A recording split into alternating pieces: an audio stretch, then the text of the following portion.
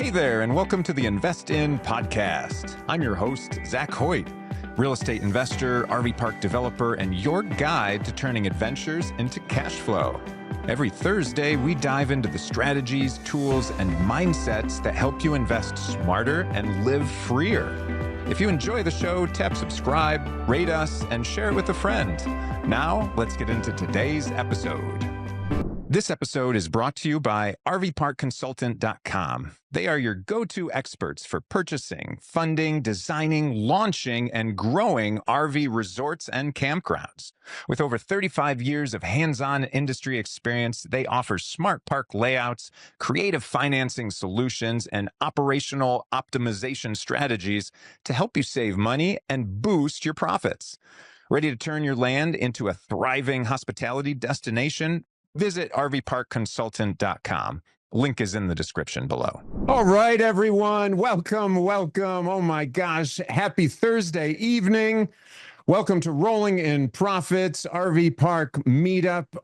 If you're interested in RV parks and marinas and everything fun that makes money, then we've got a great one for you guys today. So you ready to make $1 million connection tonight? Woo! You never know who you're going to meet. You never know who that's going to get you past that next big goal that you have in your business.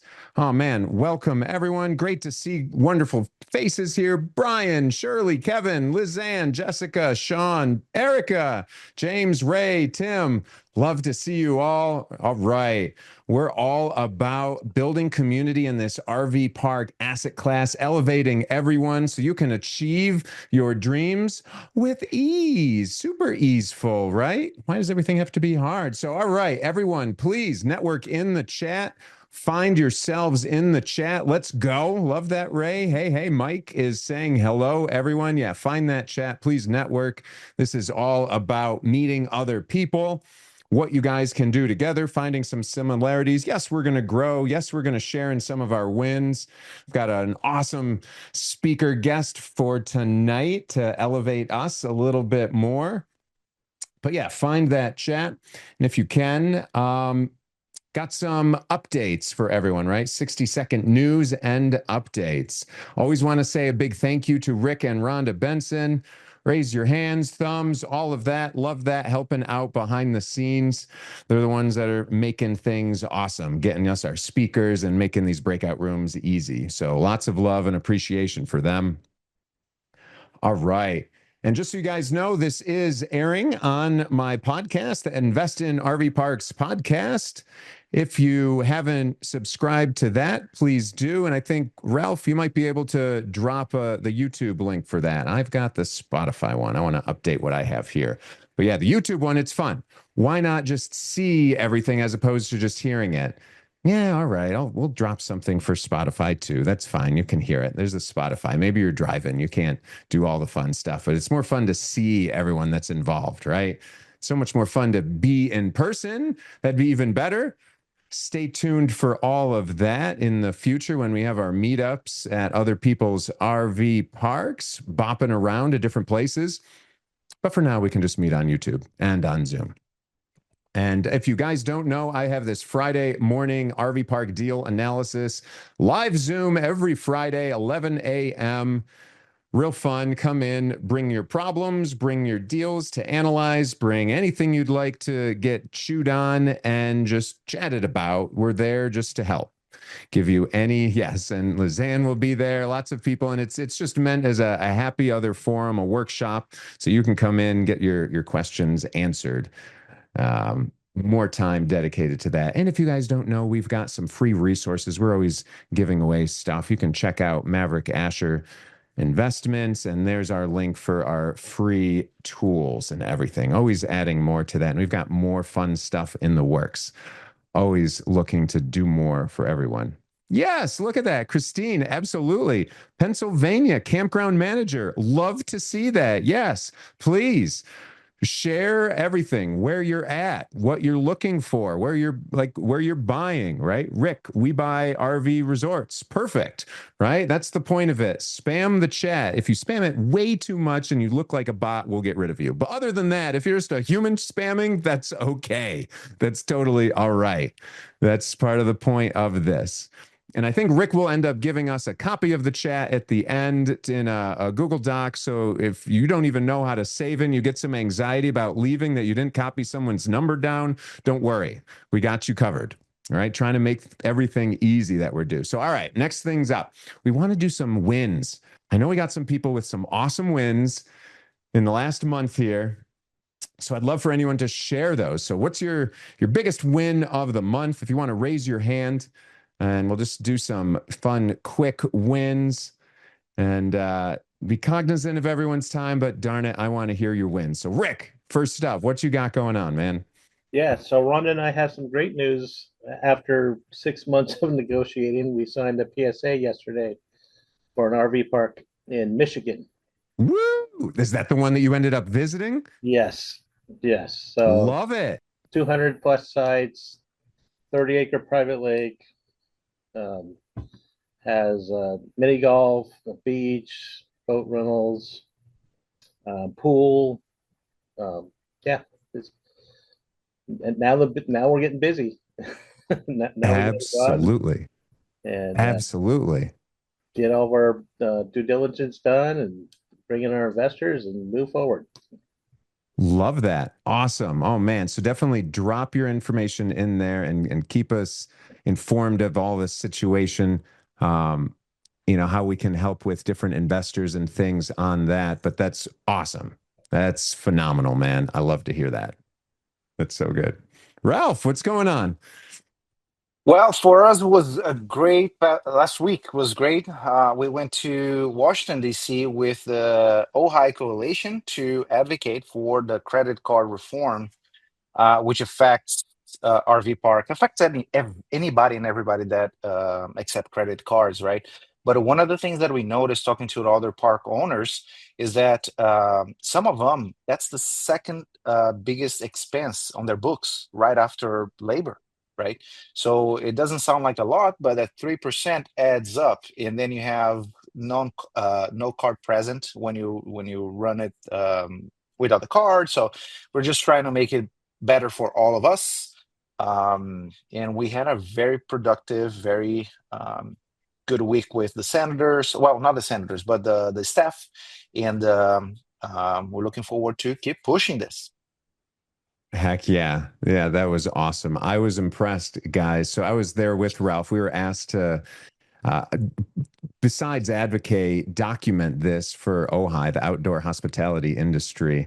But just like Ralph was saying, it affects all business owners, affects anyone that has a credit card, frankly, because businesses will end up having to pass it on to you as a consumer. But you as a business, yeah, it definitely affects you as well. And holy smokes, like, yeah, big wigs, people in charge of giant grocery chains and gas stations in the room advocating with these senators as well. And Ralph is right there looking amazing, spitting out bombs to these senators. And these bigwigs are just like, oh, yeah, what this guy is saying, right?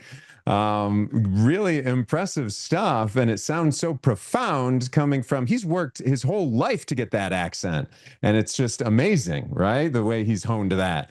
It's perfect. It's almost like it's natural at this point.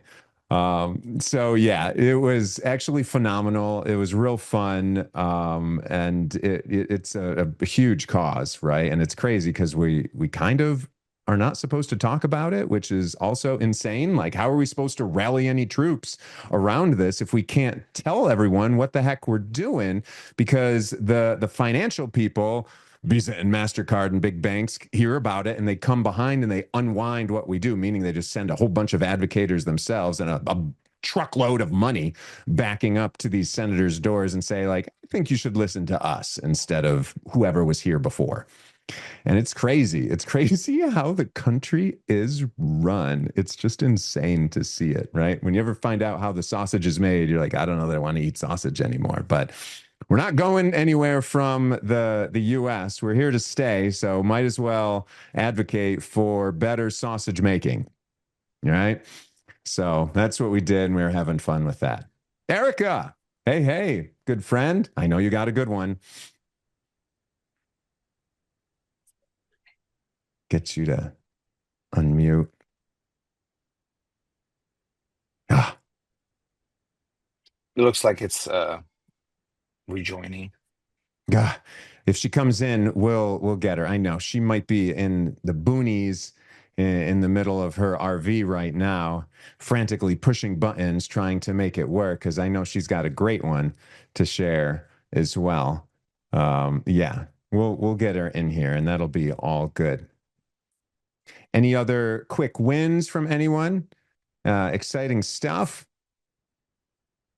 Angela, hey. Yeah, so this month we acquired two marina properties. One of them we're adding an RV campground to, and the other one already has one. It's actually a Jellystone franchise camp that's part of it. So we went from 6 marinas in 3 states to now 8 marinas in 5 states, and we actually doubled our portfolio this year. But yeah, two of them kind of got right in before the end of the year here, so we're excited about that. Heck yeah, that's awesome. And you guys pick up what she was talking about, where one had an RV park and another one was a marina, and they're adding an RV park to that.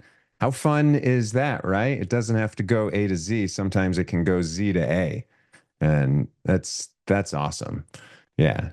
That's a lot of fun. And spoilers, she's going to be the one that's going to teach us all about marinas and fun stuff with that. So if you have any questions, itching questions about marinas, get them going or hit up your chat GPT, whatever's needed. Like, oh, I want to drill this guest on marinas. Don't, oh, shoot, that wasn't nice. I told you it was a safe space. And here I am hacking how to make you yeah, feel a little nervous. Buying a little bit time as I know Erica was coming back in. Erica, are you back in? Are you get an extra megabyte of bandwidth? I We'll am. see. It's a brand new park, so guess what? The first thing you have to do in a park is probably upgrade the internet. Yeah. Yeah. Are you on site at your new park? We are.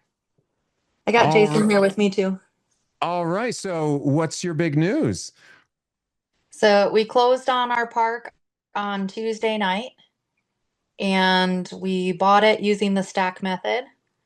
We were able to walk away from the closing table with some cash in our pocket, and we actually have to do this one a little bit differently. We had to bridge buy it or get a bridge lender to close on it so that we could meet the seller's due date on closing before the end of the year.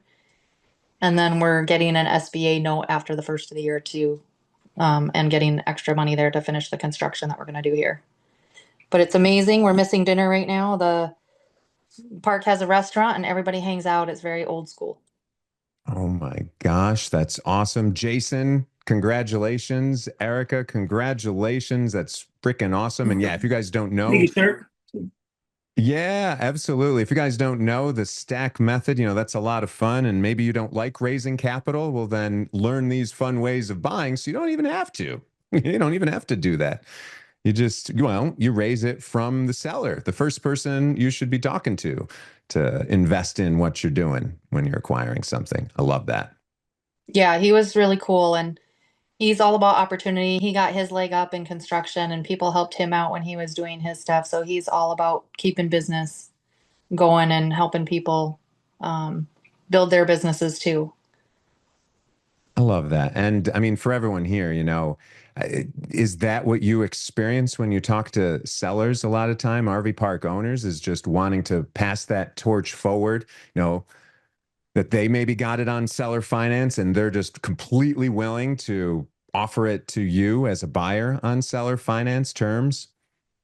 Because if you haven't had those conversations, it's extremely common. It's just extremely common out there. And it's a wonderful community, very happy, giving people that are understanding and just fun to be around, fun to do things. So they like outdoor stuff. Imagine a lot of people here probably like outdoor stuff, right?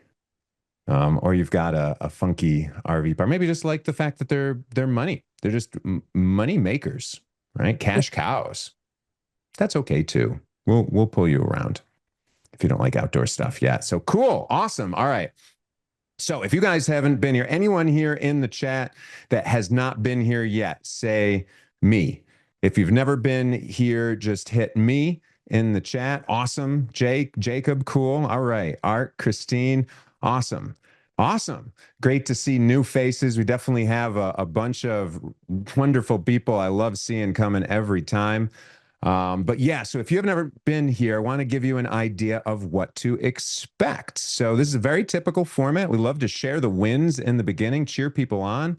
You know, we see everyone from month to month, and this is a journey, right? And it's having this community around us that can help us for all these different things, the highs and the lows, right? Helps buffer that out and keep us going. And the next part here is that we're actually going to meet other people. How about that? So we're going to go into some breakout rooms, small breakout rooms. Usually it's just 3 to 4 people we try to put in each breakout room, and it's going to be speed dating. So please, if you're a chatty Cathy, just be not that tonight. Try your best, right? And listen and all that. We want it to be real fast, just so you can actually meet some other people. It's just 7 minutes, but that allows you, you know, less than 30 seconds to tell what you're looking for, what you can offer out there. So your wants and your needs, and what you can give, right? What you can give and help out there, because it's all about that go-giver mentality. I want to keep that good energy going along. That's part of the wonderful community that we're doing. So what we're going to do here real soon is we're going to hit those breakout rooms, and we're just going to do that twice. So we're going to do 7 minutes in this breakout room. You're going to see something that pops on the screen. It says join whatever room. You're going to click on that, and then you're going to have a couple other people in there. Just introduce yourself. Again, my name is Zac. I'm looking to buy RV parks where, you know, anywhere that makes a lot of money and that my 2 little boys would love to visit. Right. And let's talk about it. I love doing it with creative ways of financing all of that. And then just work together from there. Just meet someone. You're going to meet lots of different types of people. It's okay. Yeah, if you don't have your internet on, actually, if you have reading the comments, you don't have to necessarily turn your camera on, especially if you have bad internet. Just turn the camera actually off and just speaking. That's totally cool. Or if you don't want to have your camera on, that's totally cool. But try and engage. That's fun. That's the point of it. We're going to do it twice. I'm buying a little bit of time to make sure that Rhonda gets everyone in a room. As long as I get a thumbs up from her, then we'll get things going. We're pretty much there. We had a couple people drop out, but we can go, and I'll add them in as they come back. Awesome. Well, perfect. So then we're ready, and then we're going to come back here, and then we're going to do it again, and then we're going to get to learn some awesome stuff and ask some questions about marinas. So, all right, Rhonda, hit that button. You guys should be able to see something pop up on your screen. And then go into those breakout rooms. Ralph, you have a great waiting room picture. I love it. It's the best one. You're muted. Yeah, I'll click that. But It's when I was growing my hair. oh, Yeah. I hate to say it, but you look better with hair. Only because it's a picture of me. But that's fun. They're going out slowly. Yep, cool. We can drag them back, but we can't push them in. Right. Yeah, real fun. Hey, congratulations, Rhonda. That's Thank awesome. you. Just yesterday. Thank you. Yeah. Yep. Yeah. So now the clock begins. Yeah. But like what? If I recall, there was something sticky. Like I know you're visiting the wife didn't want to sell. Is that what it was? So yeah, they really wanted somebody who was going to be who was actually going to live there. They built their house, which is beautiful, and the park from the ground up. So, they wanted somebody who was going to, who they think would love it as much as they did. And so, it was a rough road, but definitely I think making a trip out there is what made the difference. Yeah, for sure. That's what made the difference. So yeah, so super excited. I've been dreaming about this park, and I don't do that. Nice. I love that. Yeah. You're an escrow on one too, right? Yeah. I know we have Monica in here. Hey, nice to see you. She's stuck. Yep. She's stuck. Cool. We can drag them back, but we can't push them in. She's stuck. Let me No, see. we're just in breakout rooms and we're kind of just chatting in the Oh, here we go. Let's see. Let me out in the assign hall. her. Hey there. I'm here. Let me get Driving her in the away in room. your truck or your RV right now? You had a truck that you're pulling Luke's in everything. the truck with RV. I'm in the Jeep with the enclosed trailer. Oh, nice. Oh Let's yeah, We're see. living both of you opposite. guys, both of Oh, you have a haul. yeah. Nice. That's All right, fun. I just assigned her to a room. Yeah, get out of this hallway. No. It's fun. Yeah, that's awesome. That's Where's awesome. where's your new one? Georgia. So it's funny. Yeah, Erica, the one that she just got is in Georgia as well. Bring them to the swamp sack. Yeah, we'll see some gators. Yeah, yeah, yeah. I am not necessarily a fond fan of gators. No. Um, I don't know, but Yeah, yeah, this especially one, with little people. yeah, yeah, the snacks. Yeah, Um, yeah, but whatever, right? All across the country. Want to see exactly. them, So it so looks why not? it looks like a Very few cool. people didn't got us. They probably didn't click to join the room. So it looks like I have Shirley Nelson, Abdu, and Rai. Oh yeah, let's see. I already assigned them to a different room, but Did you? I think Okay. they have to accept it to move Ah, over. so let's see. I wonder if those are note takers. I didn't see No, I anybody that don't said Doesn't that. look like. think. Yeah. I know Ray. I don't know. Of Ray, Shirley, Abdul, can you hear us? course, they could be multitasking, doing other things too. That's Could okay. be. That's Yeah. all right. Okay. I can hear you. Yay, Ray. Yeah, I was trying to get my mic on, it wouldn't come on. Oh. So how are you? Good. Me? Yeah, Everyone? yeah, Yeah. everyone, yeah. Yeah. Doing No great. complaints. Dealing with challenges left and right, but that's fine. We're 50 degrees up from what we were a while earlier this week. So it's 53 degrees out now, which is Yeah, Oh yeah. nice. gosh. I'm in Ohio. You're in Ohio. Mm-hmm. Yeah, me too. Okay, where at? Yeah, northeast. So Talmadge, it's near Kent and Okay, Akron. all right. Southwest, Dayton, Cincinnati. Okay. Yeah. Yep, yep, for sure. Rhonda's in California, so she hears 53 and she's like, "Burr, isn't that what Yeah. temperature Yeah. water freezes at?" Yeah. I've had long sleeves on all day and it's been like 70. Um, this is warm now. Yeah, that's Yeah, scary. exactly. I know. I was outside with a t-shirt on today, thinking like, "Oh, that's kind of nice out." Yeah. At 53. Yeah, at 53. Yeah, Gosh. yeah. We're built a Yeah, little no. different here in Ohio, Oh yeah, you know. for sure. So Got it'll to, be interesting having to go back to Michigan. I have to actually buy some clothes for just to be gone for a couple of weeks. that's funny. Yeah. Yeah, And yeah. I'm here But I'll freezing do my ass it. off in New York. Oh, yeah. Yeah, Having fun damn though. cold, man. Chaotic Yeah, city, dude. Oh yeah, New York City. Yeah. yeah. Real- With two kids on top of it. So Yeah. Your little nephews. Yeah. They don't know any but it's different. fun. It's fun. You just tie some string around them. Tie it to Right. you. Yeah. Let's see. So they're gonna, Ralph, you want to bring them back? I have like a minute and 15 seconds and I'll start setting up the next session. Sure. Okay, thank you. Let's see.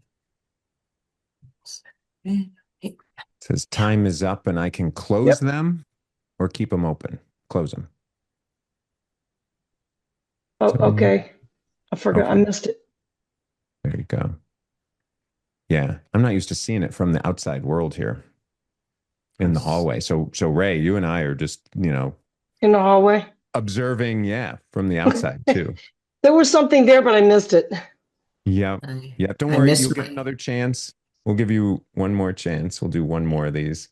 Can meet I some miss my people. opportunity to preset them up. So as soon as they all come back, I'll just jump Yeah. on it. So just talk to them for like 2 minutes, maybe 3. Yeah. Hi, Okay, cool. Rhonda. Congratulations. Hey, thank you. Heck yeah, Mark. Yeah. That's why, yeah, I was chatting with Rhonda, just hearing all the details on their park and the process behind it. It's always fun. Been a long Yeah. road for them. Yeah. Yeah. I mean, sometimes, right? If it's the good things are worth waiting for. So heck yeah. Close the deal, Rhonda. Get her closed. Make That's the sure they're not plan. hiding anything, Rhonda. That's more importantly, right? That's now the job. Make sure they're not hiding it. Yeah. Uncover all Exactly. that dirt and their skeletons. Over there. There's That always is the plan. skeletons. Yeah. Yeah. Just make sure if they're, whatever skeletons they are, you can just dig a new ditch and hide them in there. If you're cool with that, then That that's works. fine. Works for me. Yeah. Yeah, absolutely. All right. That was nice. Yeah, Jessica, cool. Everyone else, how was that? You got to meet some people. Yeah. Deferred maintenance time. Yeah. Yeah. Or just, yeah, always having the conversation of all the fun of that. Getting in due diligence and getting through all the dirt of it. Love the breakout rooms. Awesome. Awesome, Jacob. Yeah. Right. It's forced to at least meet some people here so that hopefully you can feel a little community that just keeps growing every time. And so you never know who you're going to meet. Gosh, I've met capital raisers, lenders, obviously other park owners, people looking to get in it, and just wonderful, wonderful people, that I then want to be able to call my friends as we do all of this and we're growing together. So that's the point of it. That's the point.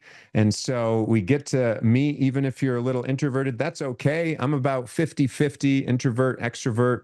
If you don't believe it, just know that this is draining me. It's okay, right? But I will host us up and we can play and do whatever we want in the world. And slowly but surely, we get more comfortable doing all of it.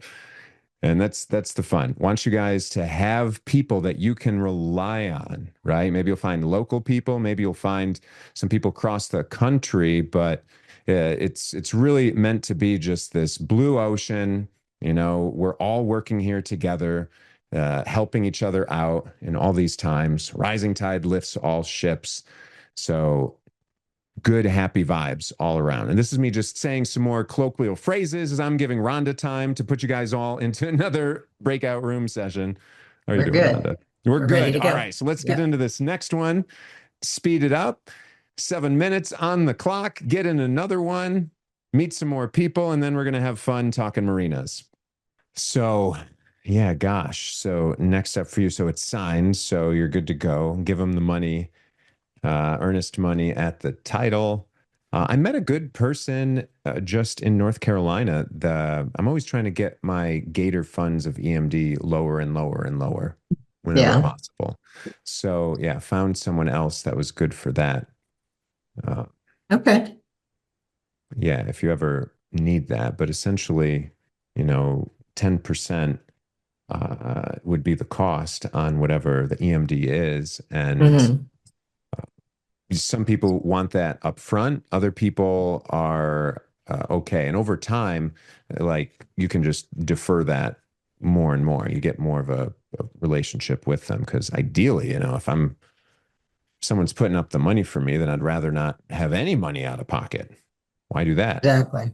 Right? Exactly. I will probably talk to you about that for sure. Yeah. Yeah, for sure. And so I've got a couple, different options. And, even just, I mean, what's your EMD that's on this one? 35. Okay. Yeah. 35 at 35. Yeah. Yeah. Yeah. They'll have wire instructions tomorrow. Yeah. Surprised we didn't get them today.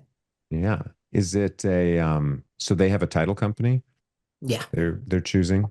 Yes. Yeah. Is there a broker involved?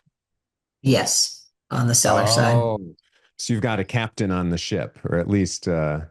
someone who's steering from somewhere on Exactly. board. Fun. Exactly. Which is a Yeah. good thing. Yeah. Which is a I good guess. thing. I guess Yeah. so. Wow, you like Well, that? Oh, well, I good. am a broker, so. Oh, well then I guess. Well then see, you would be fine. You don't need somebody else. Too many The, captains, like too many chefs in the kitchen. yeah. If it were in California or Texas, Mm, it'd be kind of a no-brainer for me. But I've never done a transaction in Michigan. yeah. So yeah, which also means I'm not getting a commission. Right. But that's okay.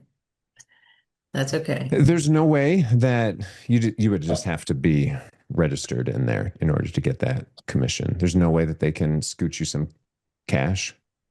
We didn't arrange for that earlier, but normally what I do that ahead of time. But yeah, we didn't. I think I've been so like, yeah, another park for the last 5 or 6 months. I wasn't even thinking about it. Yeah. But I'm back on the train Right on. for sure. Cool. Sounds fun. Yeah, I'm excited. I'm excited. Might even get my daughter and her best friend out there, which wouldn't be bad for a little while to have some, eyes on things. Yeah. She's trying to figure out how that's going to work for her. Okay. Yeah. So I said we could probably work something out. Like paying her like an employee, or what are Possibly, you thinking? possibly, Okay. kind of a side gig. Yeah, she wants to leave California anyway, so I don't know if she wants to go to Michigan necessarily, but it's such a beautiful spot. Wouldn't be a bad place to be. Michigan's pretty nice. A lot of Yeah, Michigan's pretty darn nice. yeah, yeah. Yeah. So we'll see. And there's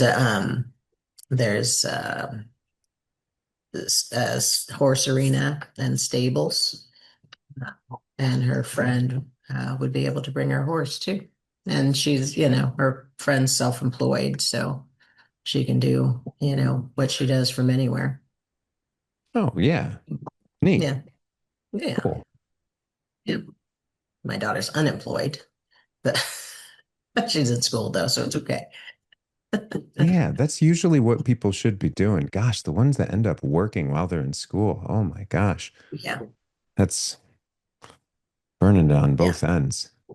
Yeah. That's what I For did, man. sure. I had no idea student loans were a thing. Oh, I remember you telling me that. geez. Yeah. Well, Well, telling me that.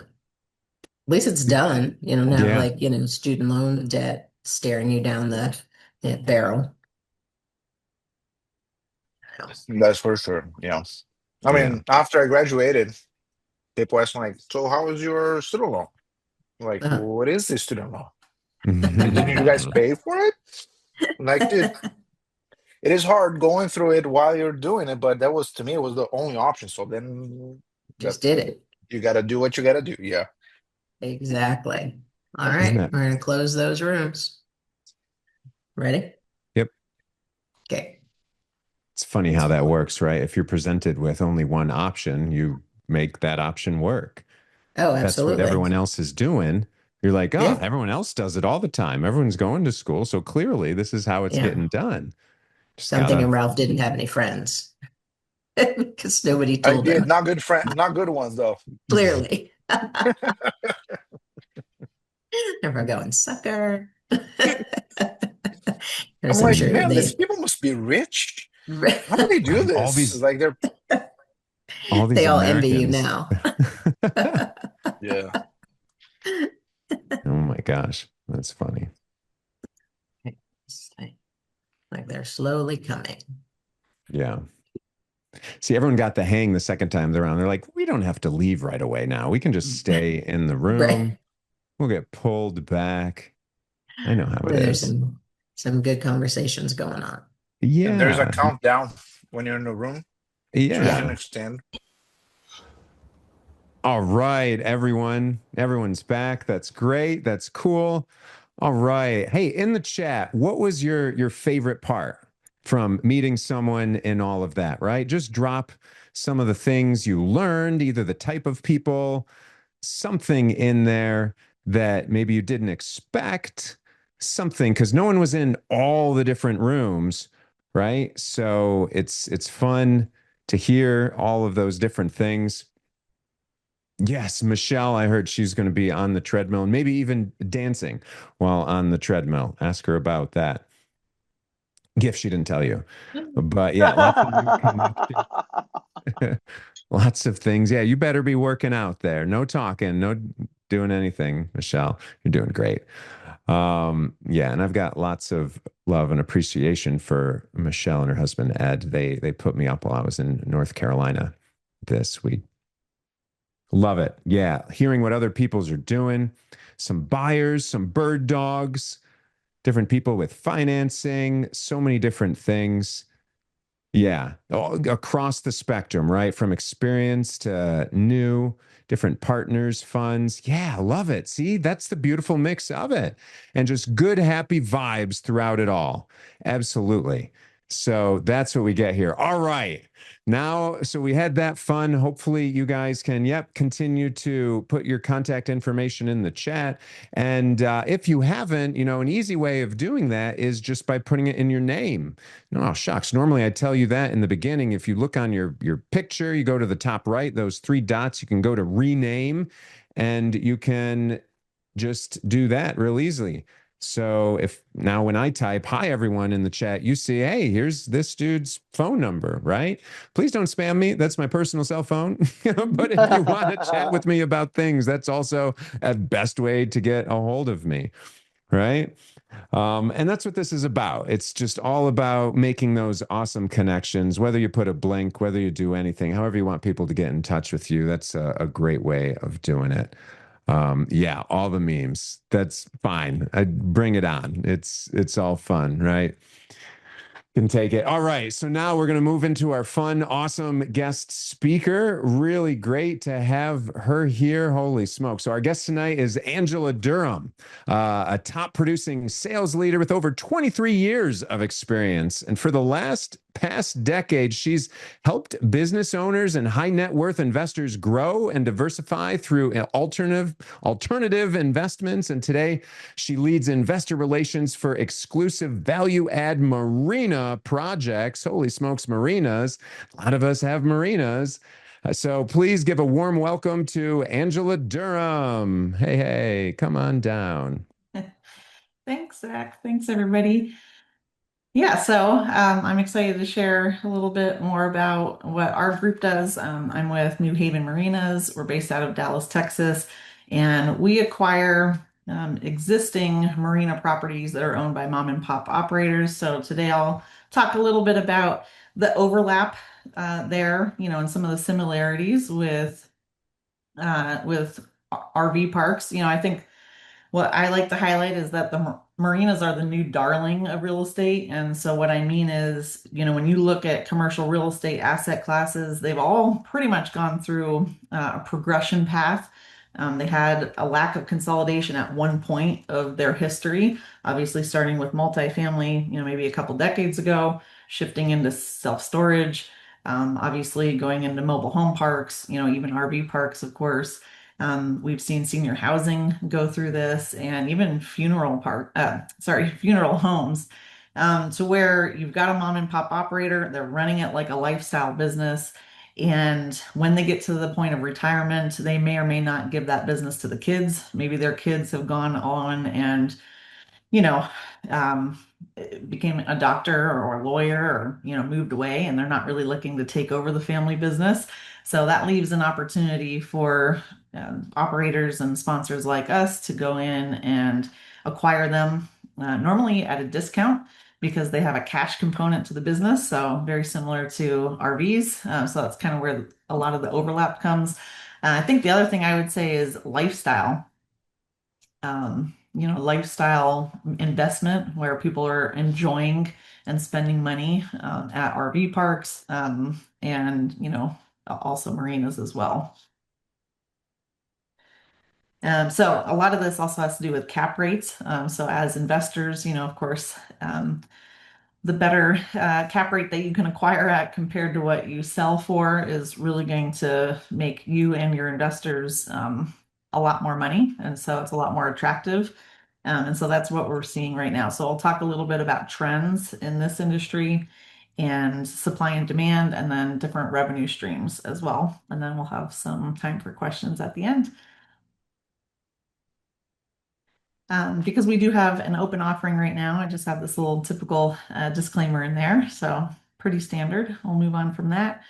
Our team has about 50 years experience in real estate and financial services. In fact, I'll tell you a short story on how we saw this opportunity. And we're one of the only marina consolidators in the country that actually work with retail investors, $50,000 minimum. If you know a lot about marinas, you may have heard of Safe Harbor Marinas, which was actually just acquired by Blackstone in April of this year for 5.65 billion. They're the largest in the country, and they only own, a little over 1.6% of the marinas in the country. Second largest one is Suntex Marinas. Of course, these guys are just working with institutional funds. So Dallas Hayden is our co-founder and owner. He actually lived on a houseboat at a marina for about 8 years, and he raised capital for about 34 years of his life. And he's like, wait a minute, why have I never seen a marina deal hit my desk? So I think the exclusivity, is pretty interesting in this space. That's how we got into this. We have a lot of commercial real estate experience, oil and gas, multifamily, self-storage, industrial, and the like.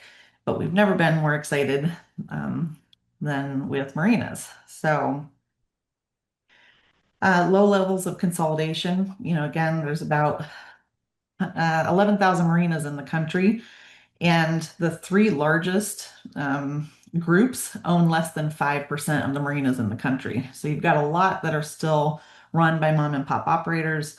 That really gives, groups like us an opportunity to go out and start building that relationship with mom and pop operators. Maybe they're not ready now. Maybe they would be ready later, so same thing with RVs.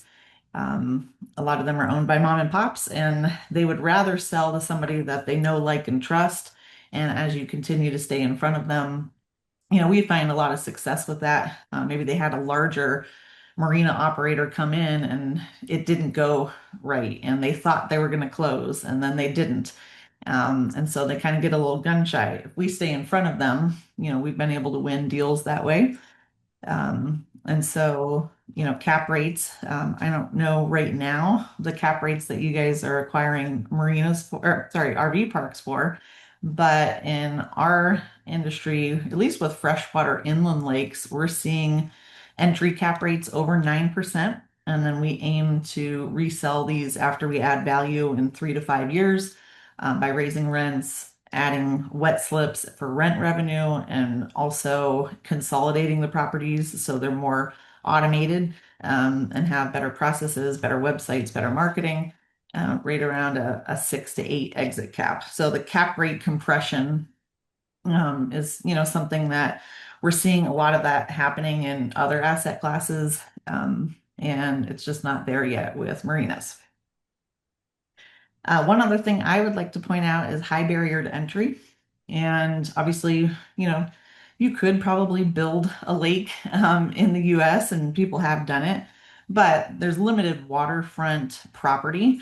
And so every year they're producing, I'd say on average, about 250,000 new boats, and there's only so many places to park them. When you look worldwide, just with yachts, not your typical speedboats, pontoon boats, but just with yachts, there's 12 yachts in the world compared to every one wet slip. So when it comes to, one, not a lot of water out there, so you can't really park a boat unless there's water. And two, how much it costs to actually build a marina. And three, a lot of those regulatory bodies over the waters are not allowing for new development. It really makes for, an exclusive, high supply and demand solution that marinas have. So. And then, the other thing, this kind of comes down to lifestyle, which again, I liken to RV parks. People taking their hard-earned money, they might not be getting on a cruise ship. And we saw a lot of this happen during COVID. So since 2020, 1.5 million new boat owners entered the market. And there's only so many places to park those boats. They might not have been getting on planes or cruise ships or traveling out of the country, but they had to get out of their house and they had to have fun. And then when we look at RVs, because most of our properties have an RV campground component, I know the numbers are typically 1 million, at least they have been historically, 1 million new RVs are manufactured and sold every year. So when you look at those numbers and people needing to use those, vehicles and boats, they are coming out. In fact, the average boat owner comes out and enjoys their boat 4 times per year. So that's a way to kind of capitalize on additional revenue streams when they come out and enjoy the water. Not only are they paying for their boat to be stored there, which is the bread and butter of our business, but they're going to eat at the restaurants, they're going to drink at the bars, they are going to maybe join our boat club, and definitely they're filling up their tanks with gas, which is our number 2 revenue generator, and then restaurants are 3. If they don't own a boat and they want to enjoy the lake, they may come out and spend, 500 plus per day on renting a boat. And then when they're there, they don't want to drive 30, 40 minutes to the nearest store. They'd rather get their beer and water and hats and sunscreen at the ship store, which of course, we're marking those up for convenience. And then there's even ways for people to stay. So think floating homes or houseboats that rent out similar to an Airbnb or a hotel. Same thing with tiny homes and cabins. So a lot of different ways to make money. And then if your boat breaks down or you need some parts, a lot of the properties will also have repairs and maintenance on site as well.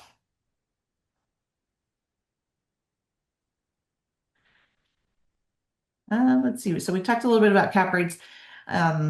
This quote here is actually from the senior managing director at Centerbridge. And so this kind of ties into, the largest marina consolidator out there. Safe Harbor Marinas owns, I think it's about 142 marinas right now. Again, about 1.6% of the nation's marinas. And they actually had a sale to Sun Communities, which is a mobile home park operator, in October of 2020 for $2 billion. At that point, they were taken public. And then fast forward to April 30th of this year, Blackstone acquired Safe Harbor Marinas for $5.65 billion. And so the quote is, the marina industry sits at the intersection of 2 of our high conviction themes, storage and leisure and experience. And again, very similar to RV parks, people need to keep their RVs there. They need to keep their boats there year round. They may take them for a while, but depending on the wait list and the occupancy, they might not want to give up their long-term lease because, they'll be without a spot. And so we see that at our properties, and that's where our expansion efforts come in. But also what we see on the exit side of this is private equity firms are really paying attention to certain asset classes right now. And they don't want to go out and do the grunt work. They don't want to talk to the mom and pop operators. They don't want to, repave the pavement at the parking lots and, take away the sticky notes and the spreadsheets and the archaic accounting methods and, remove the cash component and replace leases and, raise rents. But because they recognize the profit margins that these have, so for an example, pulling out an RV and putting in another one within an hour. Same thing with the boat, not having to paint like an apartment, not having to replace carpet and flooring and appliances, or even cleaning for that matter, really reduces the amount of overhead and labor that it takes to get the rent revenue. They're willing to pay a premium for groups that will go out and do that and kind of that grunt work and the heavy lifting, because they recognize the profit margins available. So that really helps on the exit side, with being able to get a return on investment, and then also returning capital to investors or, banks, lenders, and such. So when we first set out in this space, we learned from a lot of those private equity firms and hedge funds what the magic number of wet slips, or number of marinas would be to package up in a portfolio sale. And everybody told us 5,000 wet slips. That was kind of the magic number. With the types of properties we acquire, that would be about 6 to 8 marinas. So some of those groups look at all in one section, or one lake, one state, maybe marinas that have certain characteristics, maybe a Class A property, along the Great Loop, which, if you're a boater, that's a pretty popular route for boaters to take at least once in their boating career. And so that's what we set out to do, because we know that that's what they're looking for. Obviously, adding value, so again, that's going to be threefold, that we're finding with any marina property. You want to raise rents on day one because the marina owners maybe befriended their guests and tenants and they haven't raised rents for 6 years. And then also really institutionalizing the properties. So taking away those sticky notes, adding in automated software and better processes, better leases, online reservations, things like that to make it easy for people to spend money at the property. And then finally, increasing how many wet slips or RV sites that the properties have, so that we can make room for more people and reduce the waiting list that these properties have. And then I'd say, from a due diligence standpoint, I'm sure it's very similar with RVs. We look back on several years of financials. We're basing our purchase prices on net operating income figures. We definitely account for the upside later, but it's really based on historic financials. Now, one thing I'd point out, and I'm sure this is also very similar with RV parks, because they're mom and pop owned, these people are probably pocketing cash. They might even be paying for cell phone bills and insurance for their extended family of, 20, 30 people, cousins, nieces, nephews. And, again, they might have a large lifestyle business type salary or owner distribution that they give to themselves. And so what we love about these properties is we can base the value on what we're purchasing that marina for, on their actual financials. And then on day one, we're not paying for those extra expenses that we don't need to. And then we're putting that cash right on the P&L and the bottom line. So we walk into some instant value and equity that way as well. So typical marina that we're looking at is going to have 5, 6, 7, maybe even 8 revenue streams. They have room for expansion. They're going to have at least 150 wet slips and a way to eat and fill up your gas tank and shop at a ship at a ship store while you're there. And a lot of them, like I said, do have RV campground components. Sometimes we can add value by adding pickleball courts, or if they don't have a restaurant or we need overflow on a restaurant, we could turn a pontoon boat into kind of a food truck on the water. So a lot of different ways to add additional value other than just wet slips or RV sites.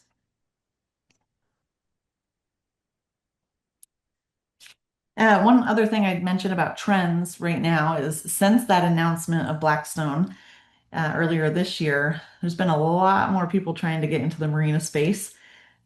So we've found that we still acquired 4 properties this year and doubled our portfolio, but definitely there's a lot more people that are looking at marinas. So we're fortunate that we had gotten into this space a little over 4 years ago, kind of learned a lot of the mistakes and lessons and built up some relationships with marina owners. But definitely we need to sharpen our pencil a little bit more and, really attract the mom and pop operators and show them that we have capital backing us, so they can feel confident that we're going to come to the closing table with the funds and not waste their time and not risk missing out on another potential buyer. So that's something that we've seen transpire this year.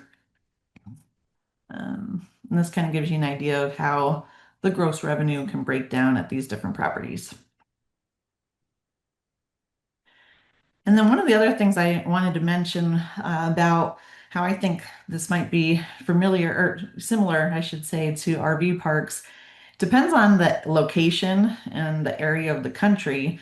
Some of our properties, we have 100% long-term RV sites instead of people coming in nightly and more transient. Some are a mix of both. So, it definitely depends on the area and the type of clientele. And then a lot of these people that kind of live there year after year, they might have a houseboat that they reside on year round. They may have, a boat that they always park at that particular lake. And if they have a 30-foot boat, we find them getting a 40-foot slip, and they'll build out about, 8 to 10 foot of a platform where they can put turf and have a seating area and a barbecue. We have RV campgrounds where people have lived there for years. They love their neighbors. That's their way of life. They've built extravagant decks that go around their RV spot, and they may have man caves, hot tubs, $100,000. We've seen people actually invest, kind of digging in with both heels and, just staying there year round. So we love the long-term revenue, and also, the nightly and the transient revenue as well. Just depends on the property. Oh, man. Thank you for all that. Holy smokes. Everyone, are you not excited to go buy some marinas? I'm sorry, Angela. I probably should be a different audience. Everyone here is just always hungry. We just probably added at least one person to your competition. Yeah. But remember, it's a blue ocean. It's a blue ocean that's out there. Lots of things. Holy smokes. Yeah, I love it. And of course, I mean, everyone's heard the adage of you don't want to own a boat. You want to have friends with boat, not just one friend, but friends with boats. What a better place to make good friends with boats than owning marinas. Holy smokes. I own a boat. You know what I do with my boat? I throw my wallet at it. Yeah, yeah, yeah, exactly. And then you give your money to Angela, right? As the owner in all of this, right? That's for sure. Wow, really cool. All right, so I've got a bunch of questions. I see some questions already in the chat, and everyone, yeah, shoot some questions off if you want, and you can raise your hand eventually. But I want my questions answered first, so we'll start at least with me. But holy smokes, I think that's awesome. That's really, really cool. So I'm just curious what some of those red flags are, some of those risk factors that you have where you might walk away from a deal, right? Everything looks rosy, but when you're doing your due diligence, which by the way, I saw was 90 days, that's pretty extensive. That's longer than we tend to do in real estate. Yeah. Curious about that. Weather is one, and if that's along the coast, that could be, hurricane risk. If that's more inland, more of rain and that kind of thing, because these have ancillary revenue streams. Obviously, the bread and butter of the business is the long-term rents where people sign a lease, they're paying, whether they're using their boat or not. And so what we do to mitigate that is make sure that we're buying properties where the bulk of their revenue is coming from people that sign a lease. So if it is raining and the season has a little bit of a late start, sure, maybe our gas sales go down, ship store sales go down and the like, but we're still collecting that rent. Deferred maintenance, is certainly something that we take a look at with marinas. That's more of being encapsulated or not. And so it's called, encapsulated foam underneath the water, where from an environmental standpoint, there's some legislation that's going towards most lakes and most states are going to have a rule where you need to have that encapsulated so that the styrofoam isn't going out into the water and ruining the environment. And so we look for properties that if we do have to encapsulate them, there's still enough upside and we're buying it at enough of a discount where it pencils out. Or in most cases, our properties have been about 95 to 99% encapsulated by the time that we purchase it. So, definitely deferred maintenance. And we look back on insurance claims. Insurance is the number one expense for any marina. And so we'll go back about, 5, 10 years to see if there's claims that we need to look at, and even a variance in income and, profit and loss statements over the last 3 to 5 years, and really drilling down to find out what caused that. Are there one-time expenses that needed to be accounted for? That kind of thing. So. Yeah, cool. Thanks. And it's interesting you mentioned that the major revenue generators were the slip, then gas, then restaurants, but the profit margin on gas is small, right? So I'm curious where your major NOI drivers are. Like what's your Oh top yeah, ones for those? definitely the RV sites and the wet slips are going to be number one. And you're right, the rest of it is going to have COGS associated with it. Now, because of the convenience factor, people are coming in, and even though we're buying inventory at for the ship stores, we're marking most things up by double. And so it would be, less of an impact there if you were just to go to the grocery store. People pay for that convenience. They don't want to leave the lake. Maybe they've been drinking. They don't want to drive 30 minutes down the road. So we capitalize on that. Same thing with gas. That could be $1, $2 more a gallon than what they would see anywhere else because the boat's on the water, they need to fill up there. And so that helps with that. Obviously, the restaurants and bars, from a food cost standpoint and labor. But the more marinas that you have, the better volume discounts that you can get. And the closer that those marinas are, the more that you can share employees across the lake, which we've been known to do. So. Nice. Nice. On those restaurants, do you lease them out or do you operate them yourselves? 9 times out of 10, we own and operate them ourselves. And we actually make about 20 to 30% more by doing it that way, believe it or not. So, and then, with aquatic rentals, we might have a JV with a boat dealer where we're not having to come out of pocket, but we just do a profit share. If they're going to pay us $500, $600 a day to rent a boat, then we didn't have to come out of pocket, but we're sharing in the revenue, and saving there as well. Yeah, man, love it. And so how about financing these? Is there anything different, tricky? I assume there is, but how are you typically financing them? Where are the fun, creative ways to finance them? Yeah. Yeah.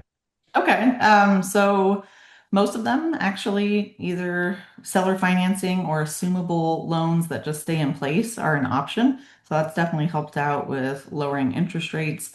A lot of the mom and pop operators, talk to their CPAs and they're saying, hey, go ahead and sell, but you're going to have a capital gains event. And if we can show them, a win-win, in those cases, we're normally seeing 4 to 6% interest rates locked in for 4 or 5 years.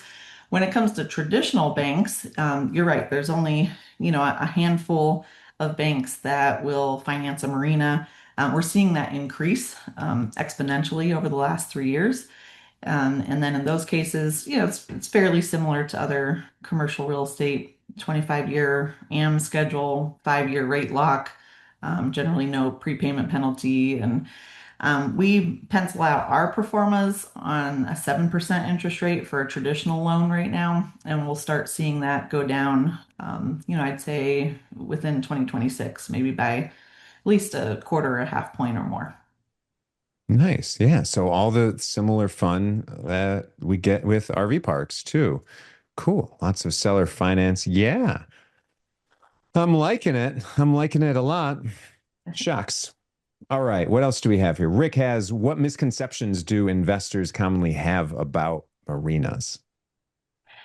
Uh, I'd say that, well, I don't know if it's a misconception, but more of they don't, if they're not a boater, they may not understand the profitability that can be had by a marina. They may not understand the supply and demand needs, um, and occupancy. And I also think a lot of people, would say, well, hey, sometimes people can't afford a boat.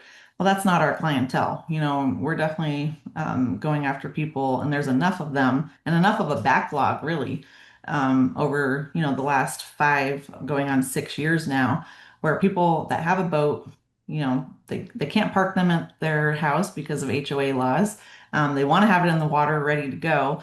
And oftentimes, they're not able to find a slip. If you call around, you'll see that, a lot of popular marinas are 1, 3, 5 year waiting lists. So I think the misconception is it's too expensive to own a boat. That's discretionary income, and what happens in economic hardship with those types of revenue streams. And we've not seen really any issues with occupancy because, again, that backlog that's still there, and there's enough people that want to pay to have their boats in the water. Yeah, and so that's then a similar question is, yeah, during a downturn, what might there be? But yeah, when you have a backlog of all of that, and who's getting affected? The people that are owning these nice boats aren't affected quite in the same way as a general working population, right? So Right. they don't mind. There's just hurting a little. So another question here is, how do zoning, environmental regulations, and permitting affect long-term value? Yeah. So that's one thing that's very unique about marinas. About 70% of the marinas in the country are on a land lease, and they're not fee simple, so the marina owner does not own the land. And every marina, the regulatory bodies govern the water.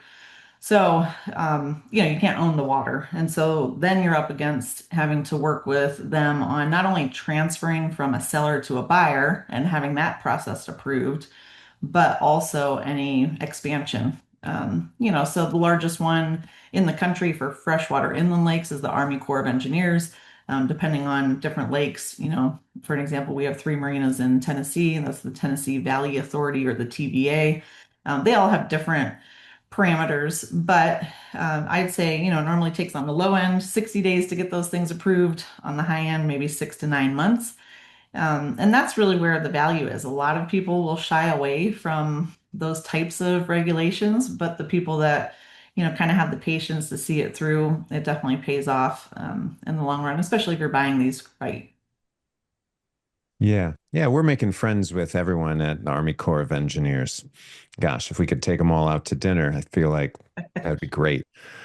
So we can make more friends. Oh my gosh. But yeah, that's fun. And that's similar to RV parks too, is we're always looking for expansion possibility because yeah, we can just expand all of that real well. And you were asking what caps we're typically get. I think most people here thinking they're going to buy a 10 cap or better when we're Right. doing that. But it's, real similar to what you're doing and lots of different revenue streams, right? And so I'm loving everything that you're putting down there. And my little boys, part of my why is just teaching my little boys everything in the world. They'd love to be on a marina. Like, how fun is that? Who doesn't really like a marina? There's usually just good, happy vibes with all of that. So that's tons of fun. Oh my gosh. Anyone else have some questions? If you want, raise your hand. That'd be great. We can get some things going. And if you don't have any other questions about marinas, then it could be about RV parks too. We can open things up to that. But I mean, I love all of that. And I'm just real curious, so it's mostly leased land Mhm. leases that you're dealing with. And that's fine because that's just how it typically is. Who's the ones that are owning the land, and can you ever try and buy that? I always like to buy something. I don't like to be at the mercy Yeah. of someone else. Well, sometimes we see that shift, but for the most part, no. And it would be, the regulatory body. So in most cases, the Army Corps of Engineers. Some of them are, 20, 30, 50-year leases. We've seen 99-year leases. So it really just depends on the area. But they're willing to approve these things and work with you and continue to, extend the lease, or some of them have 5-year extensions built in, especially if you're going to add value and increase the taxes that are being submitted in those counties and those states. So we've never been disapproved, and we've never had a lease not be extended. And of course, part of our due diligence and acquisition criteria is to make sure that there's a certain amount of years left that goes way past any exit timeline that we would project.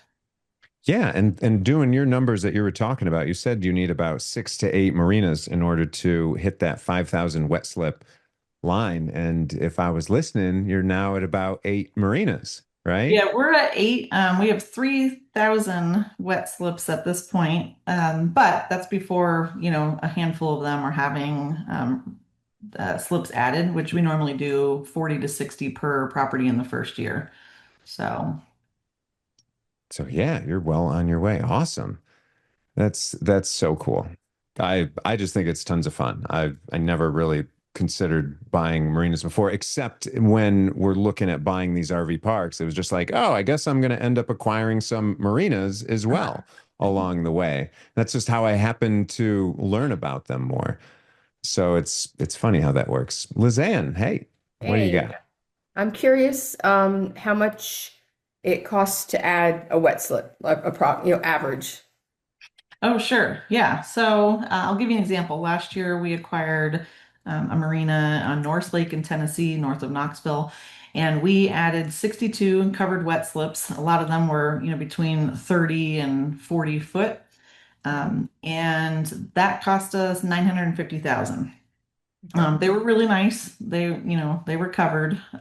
So we normally plan on about $1 million in CapEx to get us a wet slip expansion, maybe a parking lot expansion for more people to be able to park, and then a short-term lodging component like adding a houseboat to a property. So I'd say that's pretty average, 1.25 million for Perfect. all Thank three you. of those.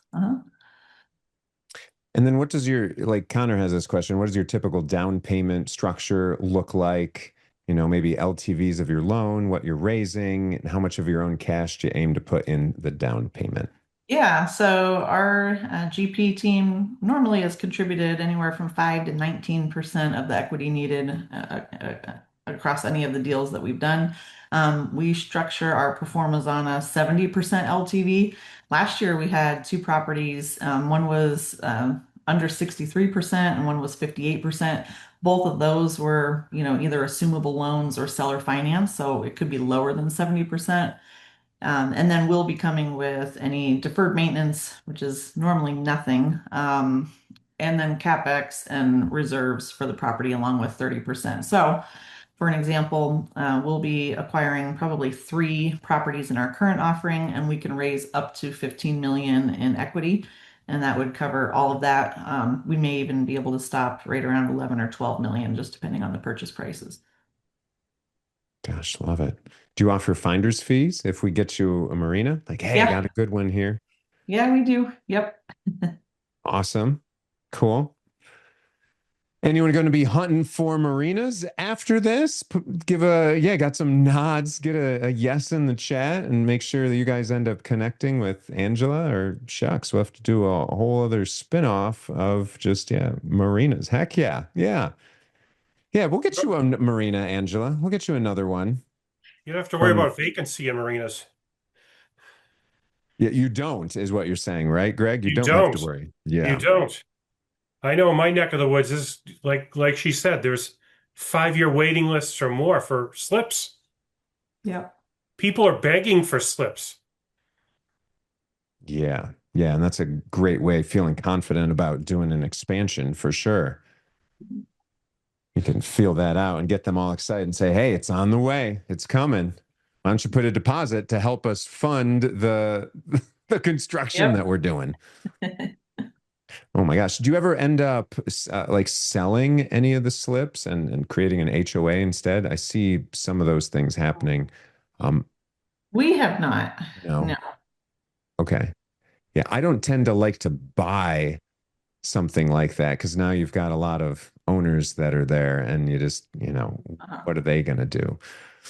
Yep. Again, giving up the control of things and they can just act crazy and do whatever because they're an owner at that point, right? You can't kick them out and drag them out. So, but yeah, that's wonderful. Holy smokes. I think I've covered pretty much all the questions that I see in the chat, maybe other than the length of the duration for the lease, but that you're looking like how many years left that Oh yeah, are on it? normally 19 or more is what we You look for. you think you might be holding on to it for close to that? Oh no, no, 5 years Yeah. or less. Yeah. So really just looking to hot potato with that 5 years. Do your Yeah. value add, get out, say Blackstone, we're the next ones. Write that big check. Yep. I love it. Yeah, that's pretty amazing. RV Park SBA question. So yeah, so we've got looks like we're going to have some RV Park questions. Any other questions about marinas? Shucks. Is there anything else that we're asking that we should ask you, Angela? Some more of the secret sauce that's going on, or what areas do you get most excited about buying? If someone was looking to bird dog for you, yeah, where are you Uh-huh. looking to Yeah, buy? so well, we love Tennessee for a lot of reasons, and we're based out of Dallas, Texas. So we know at some point we'll have a Texas marina. We've looked at several, but we're also focusing a lot on the famous American Great Loop. Where boaters go all the way around Florida, up the East Coast, down the Great Lakes, and then down the Mississippi. And so that comes with a lot more transient slips, people just passing through for, a night or a week. And so we already have two along that path and plan to have more. Nice. All right, so I got to ask, why Tennessee? Uh, I think, well, labor, pay rates, things like that. I think tax standpoint is good, but also we look for lakes and areas that attract people from multiple states. And plus Norris Lake in particular is very, very clear. The first property that we have under contract for our current offering is on Table Rock Lake in Missouri. Same thing, you could drop a penny from your boat and see it, float down quite a bit because it's clean enough to scuba dive in. So just, pretty swimming lakes that attract a lot of people. That's what we look for. Yeah, of course, right? Gosh, been to a lot of different places of water lately, but Cancun, you can go out above your head and you can still see your feet at the bottom. And it's just, yeah, that gives me a good warm, fuzzy feeling that sharks aren't going to come up and chomp on me or any other weird creature. So, yeah, Connor's got a question like, what does the winter look like in your more northern marinas? Do people have annual contracts for slips?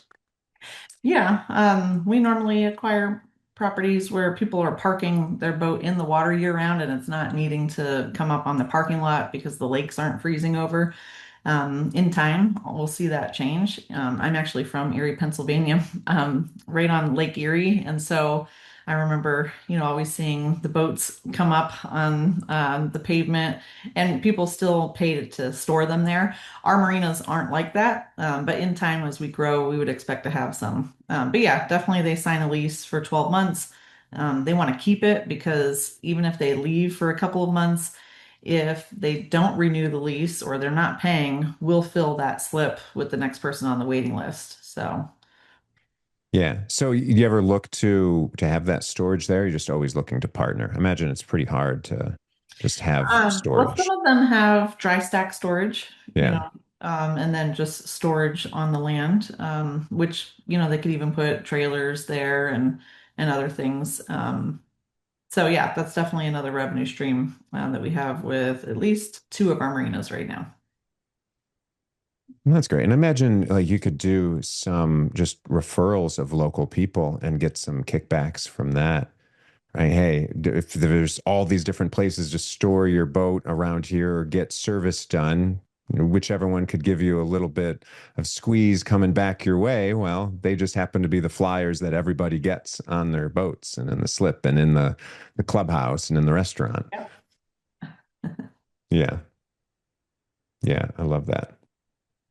How many people are typically on your waiting list? Ralph says, maybe as a percentage of your slips. Well, it normally I've seen 60 on the low end to a couple hundred on the high end. It fluctuates because oftentimes they'll call around to neighboring marinas and whoever can fill it first, then they're kind of crossing their name off the list.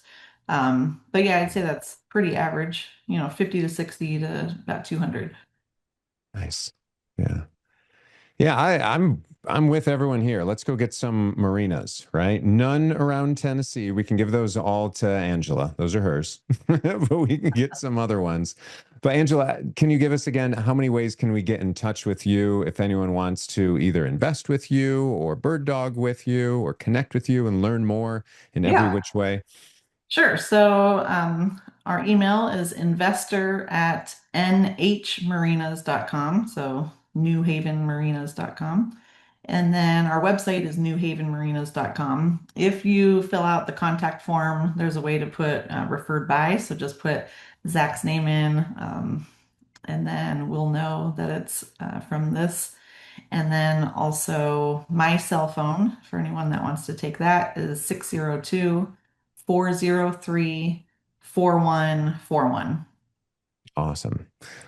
Love that. And while we answer some of these other questions about, I saw something about SBA loan for RV parks. Angela, if you want to put your buy box in the chat so that we have that as well, because I know we're going to save this chat off here, that'd be awesome. Sure. Buy Okay. box for marinas and everything. But gosh, thank you so much. That was amazing. Loved learning about that. Thanks for Definitely having. super, super cool. And again, remember everyone, spam this chat real quick because we're going to cut this off in just a few more minutes here. And Rick is going to send us the link to the chat so you guys can all have that and you can start finding Angela some marinas. Thank you, Angela. Yeah. Thank you. Thank you. Lots of love for that. Oh man. Okay. So I saw something in here. Who was that? Someone was asking about Doug was asking about RV Park SBA question. Do you want to raise your hand, Doug, and ask the question for us so we can help you out? Sure. Can you hear me? Yeah. Awesome. So I spoke with a lender today. We have a small RV park. We opened June 1st, Northwest Florida. 9 spots. We're looking to get funding for phase 2, 13 more spots. And as we were talking, after about 25 minutes, the SBA specialist at the bank mentioned that the SBA requires the RV park to be 50% or less long-termers. I was just wondering if anyone else had heard that. Or they, no, yeah, long-termers. Okay. Jessica? Yeah, and I was going to have Liz and Jess talk. I know they're going through this right now with that. So yeah, please share some of your knowledge. Yes, they required, well, based on our experience with them, they required that more than 50% of the revenue of the park comes from guests that stay at the park for less than 30 days. That's one of the requirements.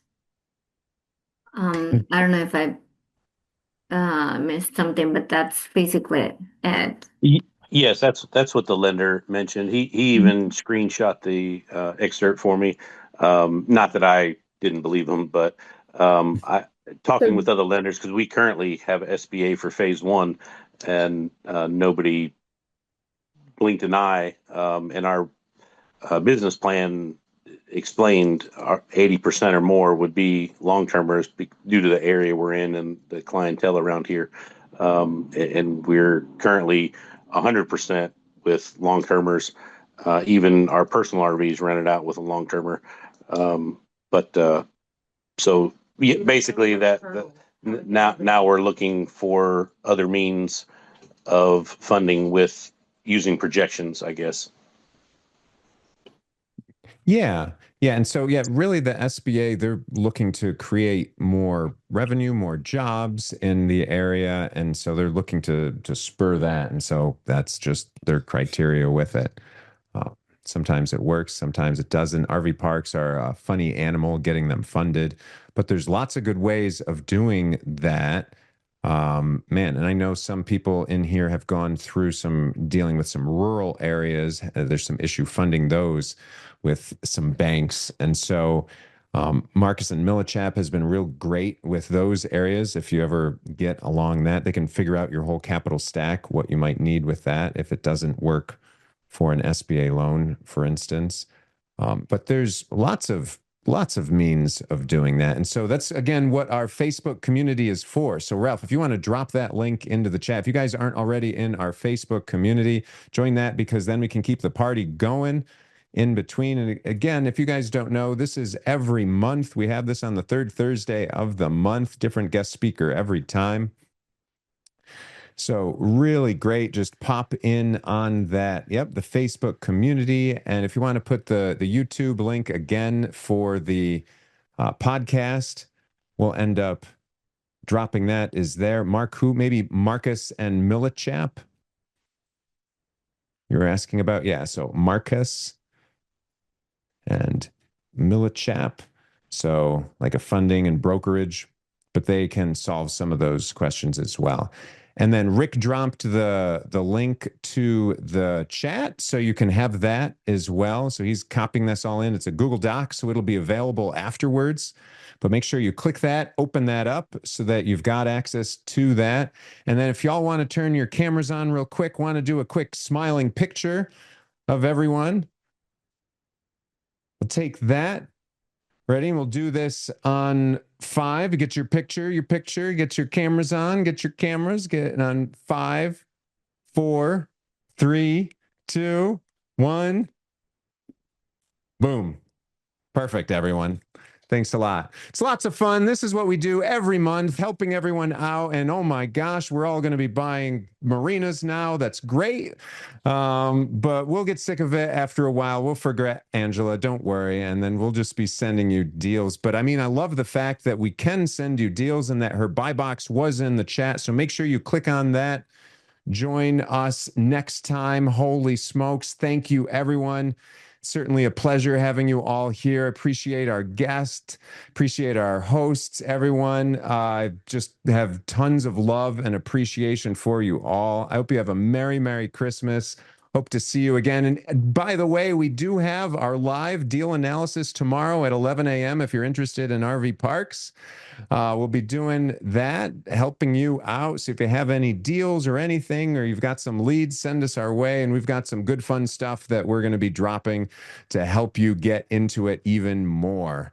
Liz and I have been chatting. We've got some fun things into work to help to get you some more deals, get them going. So see you tomorrow morning. See you next month. Hope you have an awesome Christmas, New Year. Oh my gosh, let's go buy some more RV parks and marinas. Good night, everybody. Take care.